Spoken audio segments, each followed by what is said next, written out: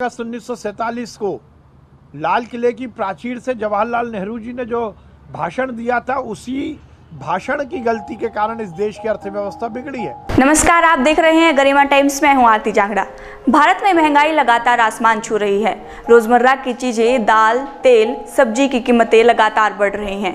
पिछले एक साल में सरसों, सोयाबीन, वनस्पति, सूरजमुखी, पाम ऑयल की बढ़ती कीमत ने किचन का बजट पूरी तरह से बिगाड़ दिया है।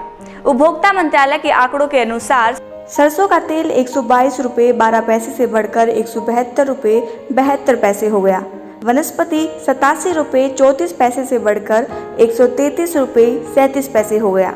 सूरजमुखी का तेल 108 रुपये 9 पैसे से बढ़कर 171 रुपये 9 पैसे हो गया। पाम ऑयल भी इस दौरान करीब 50% महंगा हुआ है। अरहर दाल का दाम 91 रुपये 39 पैसे से बढ़कर 105 रुपये 47 पैसे हो गया। चना दाल 65 रुपये 86 पैसे से बढ़कर 75 रुपये 60 पैसे हो गया। उड़द दाल 96 रुपये 63 पैसे से बढ़कर 106 रुपये 39 पैसे हो गया। सिर्फ इतना ही नहीं, पेट्रोल और डीजल के दाम भी नीचे गिरने का नाम नहीं ले रहे।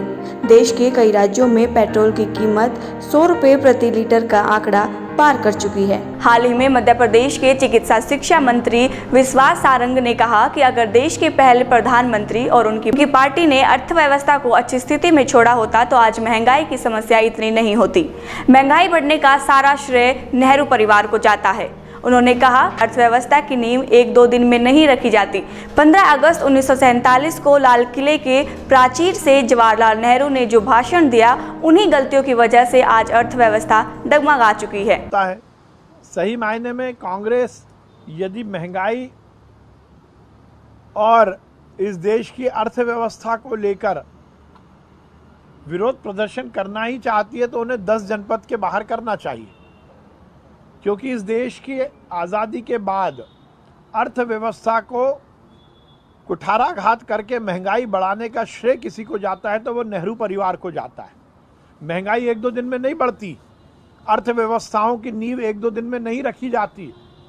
15 अगस्त 1947 को लाल किले की प्राचीर से जवाहरलाल नेहरू जी ने जो भाषण दिया था, उसी भाषण की गलती के कारण इस देश की अर्थव्यवस्था बिगड़ी है।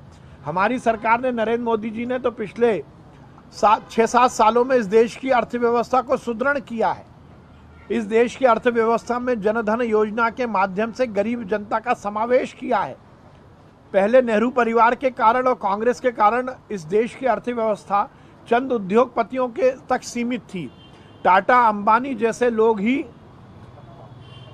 या बिरला जैसे बड़े बड़े उद्योग। और भी ऐसी ही जानकारी वाले वीडियोस को देखने के लिए गरिमा टाइम्स को फॉलो करें। नमस्कार।